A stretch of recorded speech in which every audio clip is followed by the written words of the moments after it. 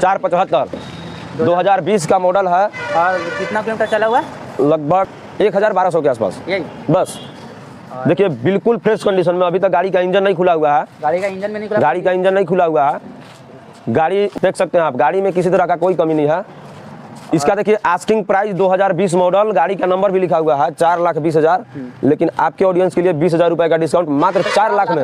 अपने घर ले जा सकते हैं। मात्र 4 लाख में महिंद्रा का 475 DI भूमिपुत्रा गाड़ी अपना घर में ले जा सकते हैं। आप शिवा मोटर में आइए और बुच्चू बुलेट के थ्रू आते हैं तो आपको हर एक ट्रैक्टर में आपको 20,000 का डिस्काउंट जी बिल्कुल। हर गाड़ी का कंडीशन देख सकते हैं, एकदम A1 कंडीशन है। कोई तरह यहाँ से मिलेगा आपको। और इस ट्रैक्टर में फाइनेंस भी अवेलेबल है? जी फाइनेंस भी अवेलेबल।